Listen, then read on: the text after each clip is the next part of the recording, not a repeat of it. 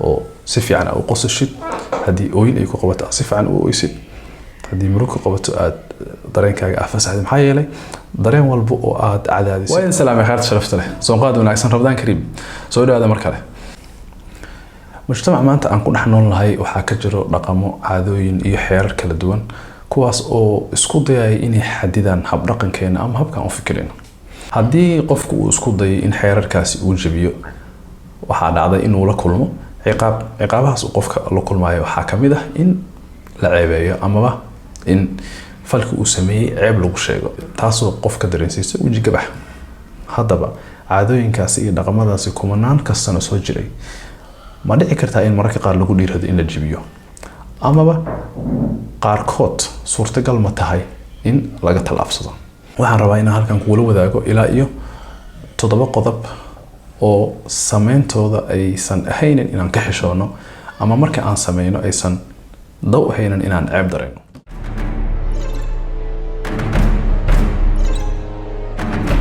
magacayga waxa la yiraahdaa Shaakir Maxamed hadii aad kanaalka ku cusub tahay oo aad ka heshay waxyaabaha aan soo gudbiyo waxa ka fikiri kartaa inaad subscribe saarto ama aad rukumato qodobka koowaad oo ay tahay qofka inuusan ka xishoonin waa in uu maya dhihi karo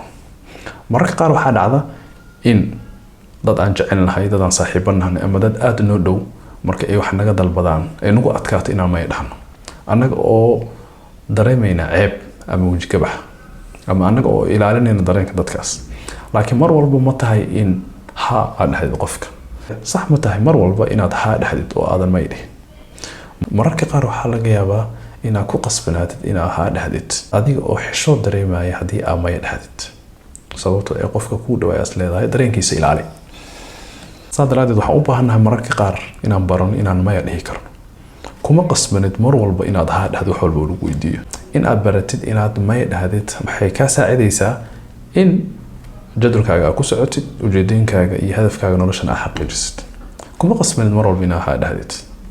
hadii qofku dhaho ina keen banaanka u baxno ama wax xibel ii qabo waxa dhihi kartaa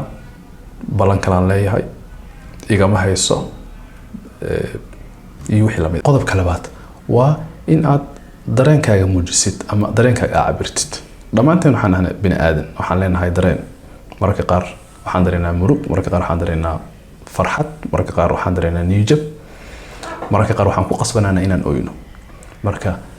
mujtamac waxa laga yaabaa inuu ku sheego oo ku dhaho ama waxa laga yaabaa yaraantiba in la soo baray in dareenkeena aan qarino hadii aan wax jeclaano inaan si furan aan u sheegi karin hadii aan murugsanahay inaan murugteena qarsano wiilasha waxa laga yaabaa inaysan ooyi karin markii ay ooyin qabato maxaa yeelay waxa la leeyahay waxa tahay gabar isku xisho marka mujtamac ayaa wuxuu u qaybiyay dareenka ooyinta in gabdhaha kaliya ooyi karaan wiilashana aysan ooyi karin ama wiilasha hadii ay ooyaan ay ceeb tahay saadaradeed isku day in aadan ka xishoonin ama aadan ceeb u dareemin in aad dareenkaaga cabirtid oo si fiican u qosashid hadii ooyin ay ku qabato si fiican u ooysid hadii muruq ku qabato aad dareenkaaga afasaxid maxaa yeelay dareen walba oo aad cadaadisid ama dareen walba wuxuu doonahaa dareen negative ama positive dareen fiican iyo dareen xunba waxay caafimaad darro ku tahay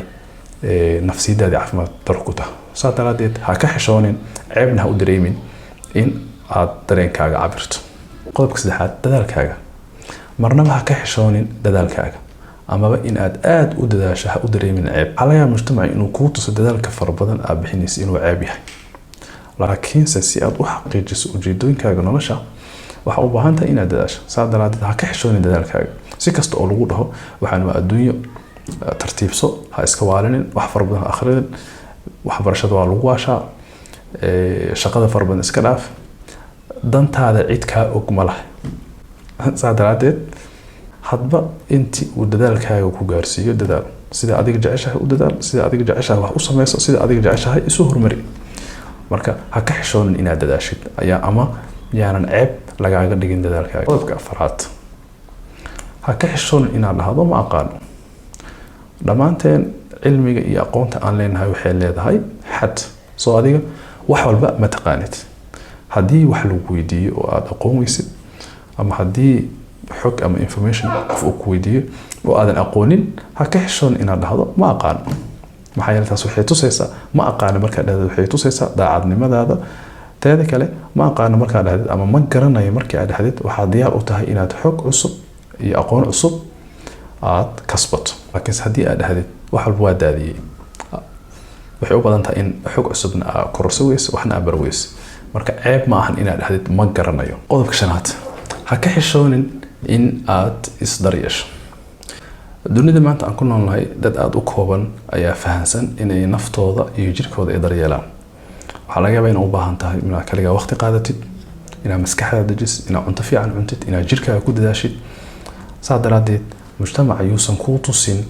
in haddii aad isdaryeeshid ay ceeb tahay amaba aada noqonaysid qof anaani ah oo kaliya dantiisa yaqaan dabcan u baahan tahay inaad dantaada taqaanid maxaa yeelay dantaada qof aan adiga ahayn kuu qabanaysa ma jirto mujtamacu wuxuu ogol yahay ama caadi ka ah in gabdhuhu ay jirkooda daryeelaan kariim ay marsadaan jirka ay saliid marsadaan timaha ay noocyo kala duwan oo shaambo ku dhaqaan laakiin haddii wiilka hal mar wejigiisa ku dhaqo face wash ama uu kariim marsado waxaa laga yaabaa in la yiraahdo ceeb isku xesho gabar maata laakiin taas sax miya jirka ay gabadha leedahay adina leedahay saa daraadeed ha ka xishoonin amaba ceeb ha u dareemin in aad jirkaaga ku dadaashid maskaxdaada ku dadaashid kaligaa waqti qaadatid cunto fiican aad cuntid maxaa yeelay qof aan adiga ahaynin oo kaa fikirayso ma jirto waa u baahan tahay marka qaar inaad noqotid anaani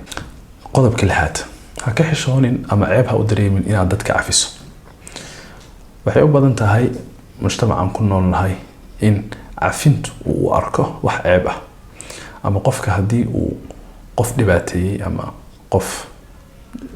dhaawac maskaxeed ama dhaawac jireed u geysto haddii uu cafiyo in la yiraahdo fulay ayaa tahay doqon ayaa tahay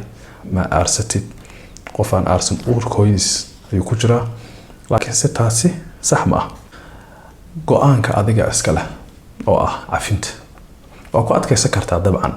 inaad aarsatid waa ku adkaysan kartaa inaadan qofkii ku dhibaateeyey aadan cafinin sida aad ugu adkaysan kartid inaadan cafinin ayaad ugu adkaysan kartaa inaad cafisid saa daraadeed yaanan ceeb lagaaga dhigin haddii qof ku dhibaateeyey aad cafisid sababtoo ah waxaa caafimaad u ah maskaxdaada iyo nafsiyadaada adiga ayaa og marka go-aanka ah inaad qof cafisid ku dhibaateeyey adiga iska lah yaanan lagu tusin ama yaanan lagaaga dhigin inay ceeb tahay inaad qof cafiso qodobka ugu dambeeya jirkaaga ha ka xishoonin jirkaaga amaba jirkaaga ceeb ha u dareemin waxaa laga yaabaa inaad cayilan tahay inaad dhuuban tahay inaad gaaban tahay inaad dheer tahay inaad madowdahay inaad maariin tahay inaad caddahay inaad jirka ku leedahay astaamo ama baro iyo wax kala duwan marka ceeb ha u dareemin qaabka uu jirkaaga yahay sababtoo waxyaabahaasi ma aha wixii go-aaminaya shakhsiyadaada qofka adiga aad tahay iyo waxa aad gashid iyo waxa aad gudid waxaa go-aaminaya waxqabadkaaga sidaa u fikiraysid shakhsiyadaada dabeecadaada laakiin si jirkaaga yaanan ceeb lagaaga dhigin intaas ayaan kusoo koobaya waxaan rajeynayaa inaad barnaamijka ka hesheen fadlan saaxiibada la sii wadaag aana hilmaamin inaad kanaalka rukumato aad iyo aad u mahadsantihiin nabadey